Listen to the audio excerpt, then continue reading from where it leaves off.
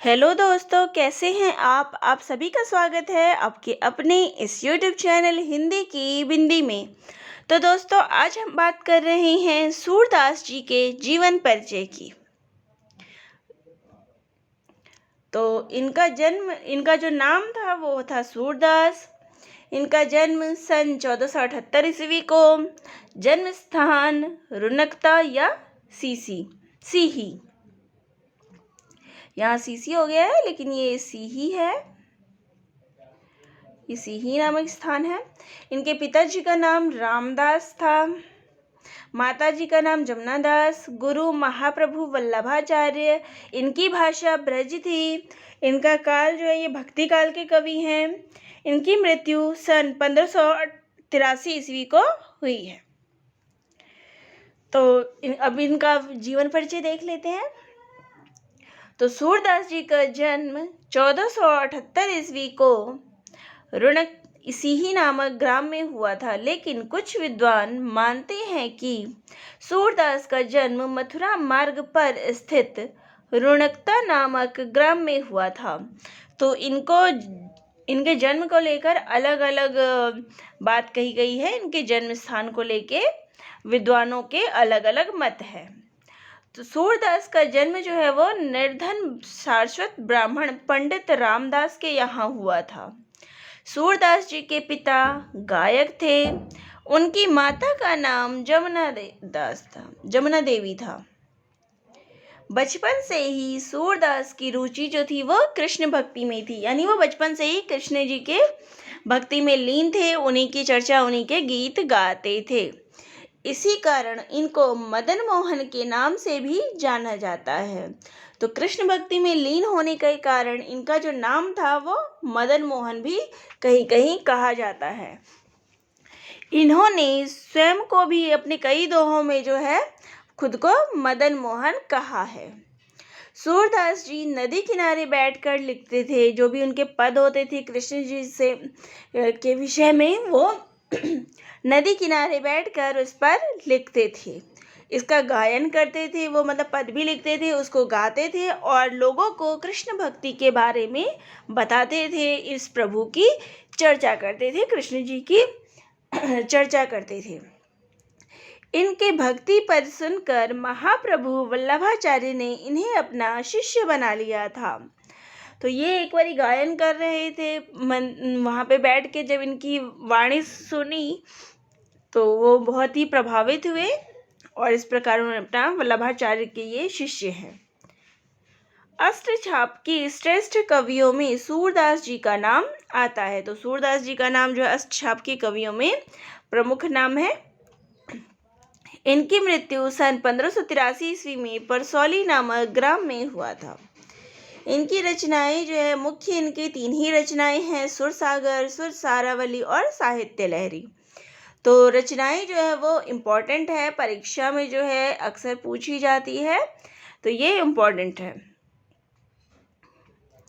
अगला, अब सुरसागर में क्या है? तो सुरसागर में श्री कृष्ण जी की बाल लीलाओं, गोपी प्रेम, उद्धव गोपी संवाद और गोपी विरह का बड़ा ही सरस वर्णन हमें देखने को मिलता है। इसमें 2 प्रसंग जो है वो बहुत ही ज़्यादा महत्वपूर्ण है। एक तो श्री कृष्ण जी की जो बाल लीलाओं का वर्णन किया गया है वो, और भ्रमर गीत सार। ये दोनों गीत जो है इसमें बहुत ही, भ्रमर गीत सार में जो है उद्धव गोपी संवाद आता है, गोपियों का विरह वर्णन आता है। तो ये सब चीज़ें हमें सुरसागर में देखने को मिलती है और ये 2 चीज़ जो है सुरसागर में बहुत ही महत्वपूर्ण है, कृष्ण जी की बाल लीला और भ्रमर गीत सार। सूर सारावली में 1107 छंद हैं। इसे सुरसागर का सार भाग कहा जाता है। तो हो सकता है परीक्षा में ये भी क्वेश्चन आ जाए कि किस रचना को सुरसागर का सार भाग कहा जाता है? तो सूर सारावली को। इसकी रचना काल संवत 1602 है। इसमें श्री कृष्ण जी के कथात्मक और सेवा परक पदों को जो है वो सारावली में के रूप में जो है लिया गया है। तो जितने भी पद हैं उनको सारावली के एक सार में लिखा गया। यह एक रीति परक काव्य है। साहित्य लहरी, यह 118 पदों की एक लघु रचना है। इसके अंतिम पद में सूरदास का वंश वृक्ष दिया है, जिसके अनुसार इनका नाम सूरजदास है और वे चंद बरदाई के वंशज हैं। तो साहित्य लहरी जो है उसमें उन्होंने ये बताया है इसके अंतिम पद में कि वो उनका जो नाम है उस पुस्तक के अनुसार वो सूरजदास है और ये चंद बरदाई जी के वंशज है। इसमें जो हमें रस, अलंकार व नायिका भेद का वर्णन देखने को मिलता है। तो परीक्षा में ये भी पूछ सकते हैं कि साहित्य लहरी के अंतर्गत क्या है, तो रस, अलंकार व नायिका भेद का वर्णन है। तो इस तरीके के घुमा फिरा के बहुत अधिक क्वेश्चन पूछे जाते हैं। तो कि नायिका भेद का वर्णन किस रचना में मिलता है, सूरदास की किस रचना में, तो वो हो गया साहित्य लहरी में। अब सूरदास जी के जो जन्मांध होने की बात है उस पे भी विद्वानों के मत अलग अलग है। सब उनके जन्मांध होने पर जो है वो सहमत नहीं थे, तो इसके विषय में भी मतभेद है। सूरदास जी ने स्वयं को तो जन्मांध बताया है, तो सूरदास जी जो थे वो उन्होंने स्वयं को तो जन्मांध बताया है कि वो जन्म से ही अंधे थे, लेकिन उनकी रचनाओं में श्री कृष्ण जी की बाल लीलाओं व राधा का श्रृंगार वर्णन और जिस तरीके से गोपियों का वर्णन मिलता है, राधा का, गोपी का, श्री कृष्ण जी की बाल लीलाओं का, गोपियों का विरह वर्णन मिलता है, राधा जी का विरह वर्णन मिलता है, तो ऐसा सजीव चित्रण जो देखने को मिलता है उन रचनाओं में, तो ऐसा लगता है कि ये बिना देखे जो है ये सब संभव नहीं लगता, कि बिना देखे कोई आदमी ऐसी प्रशंसा कैसे कर सकता है। तो उनका मानना है, विद्वानों का मानना है कि वे जन्मांध नहीं थे, यानी कि वो जन्म से अंधे नहीं थे, परंतु किसी कारण से या किसी लज्जा, किसी ग्लानि, कोई ऐसी बात रही होगी जो उनके साथ, जिसके कारण उन्होंने स्वयं को जन्मांध बताया है।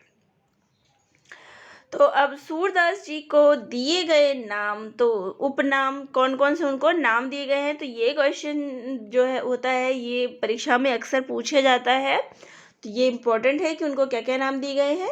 तो सूरदास जी को खंजन नयन, वात्सल्य सम्राट और पुष्टि मार्ग का जहाज, इन नामों से पुकारा जाता है। तो ये चीज़ इम्पोर्टेंट है कि उनको किस नाम से पुकारा जाता है, खंजन नयन, वात्सल्य सम्राट और पुष्टि मार्ग का जहाज।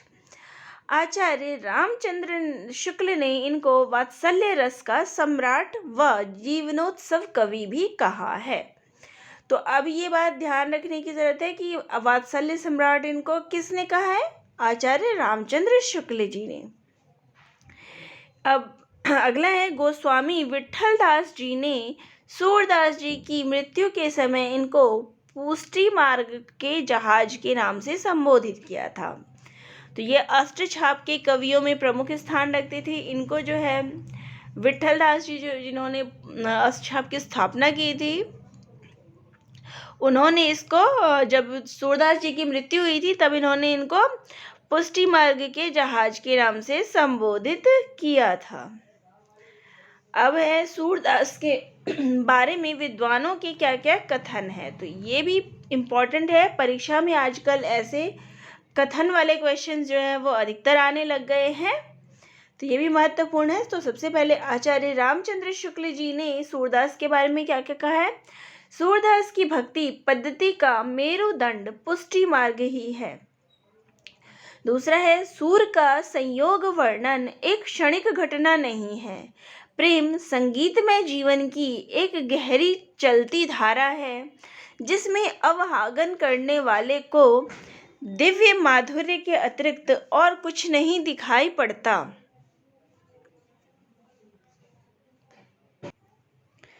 सूर में जितनी, ये भी जो है वो शुक्ल जी की ही कथन है, सूर में जितनी भाव भोरता है उतनी वाग्विदग्धता भी सुर सागर में किसी चलती आती हुई गीत काव्य परंपरा का, चाहे वह मौखिक ही रही हो, पूर्ण विकास सा प्रतीत होता है। अगला है, सूर की बड़ी भारी विशेषता है नवीन प्रसंगों की उपधावना, प्रसंगों उद्भावना करने वाली ऐसी प्रतिभा हम तुलसी में नहीं पाते हैं। तो उन्होंने सूर को इतनी बड़ी विशेषता की बात सूर के बारे में कही है। ये भी शुक्ल का ही कथन है। श्रृंगार रस का ऐसा सुंदर उपालंभ काव्य दूसरा नहीं है। अगला है, बाल सौंदर्य एवं स्वभाव के चित्रण में जितनी सफलता सूर को मिली है उतनी अन्य किसी को नहीं। वे अपनी बंद आंखों से वात्सल्य का कोना कोना झांक आए। तो ये कितनी बारी आ चुकी है ये लाइन परीक्षा में। अगला है, नंद दुलारे वाजपेयी के क्या कथन है सूरदास जी के बारे में। सूर ने समूचे प्रसंग को एक अनूठे विरह काव्य का रूप दिया है, जिसमें आदि से अंत तक ब्रज के दुख की कथा कही गई है। अगला है, हजारी प्रसाद द्विवेदी जी का कथन सूरदास जी के बारे में। सूरदास जब अपने काव्य विषय का वर्णन करते हैं तो मानो अलंकार शास्त्र हाथ जोड़कर उनके पीछे पीछे दौड़ा करता है। उपमाओं की बाढ़ आ जाती है, रूपकों की वर्षा होने लगती है। अगला है, सूरदास ही ब्रज भाषा के प्रथम कवि हैं और लीला गान का महान समुद्र सुर सागर ही उनका प्रथम काव्य है। अगला है, हम बाल लीला से भी बढ़कर जो गुण सूरदास में पाते हैं वह है उनका मात्र हृदय चित्रण। माता के कोमल हृदय में बैठने की अद्भुत शक्ति है इस अंधे में। अगला है, सुर सागर में इतने अधिक राग हैं कि उन्हें देखकर समस्त जीवन संगीत साधना में अर्पित कर देने वाले आज के संगीतज्ञ को भी दांतों तले उंगली दबानी पड़ती है। अगला है, सबसे बड़ी विशेषता सूरदास की यह है कि उन्होंने काव्य में प्रयुक्त एक भाषा को इतना सुंदर, मधुर और आकर्षक बना दिया कि लगभग 400 वर्षों तक उत्तर पश्चिम भारत की कविता का सारा राग विराग, प्रेम प्रतीति, भजन भाव उसी भाषा के द्वारा अभिव्यक्त हुआ। रामस्वरूप चतुर्वेदी जी ने सूरदास जी के बारे में क्या कहा है। सूरदास ने अपने काव्य के लिए जो जीवन क्षेत्र चुना वह सीमित है, पर इसके बावजूद उनकी लोकप्रियता व्यापक है। इसका मुख्य कारण यह है कि उनका क्षेत्र गृहस्थ जीवन और परिवार से जुड़ा हुआ है। तो दोस्तों, ये था सूरदास जी के बारे में उनका जीवन परिचय, उनका संपूर्ण जीवन परिचय, उनकी रचनाओं का परिचय और विद्वानों ने उनके बारे में क्या क्या कथन कहे हैं। तो आप सभी को कैसा लगा कमेंट बॉक्स में ज़रूर लिखिएगा। अगर आप चैनल पे नए हैं तो चैनल को लाइक, शेयर और सब्सक्राइब करना ना भूलिएगा। तो दोस्तों, आप सभी का बहुत बहुत धन्यवाद।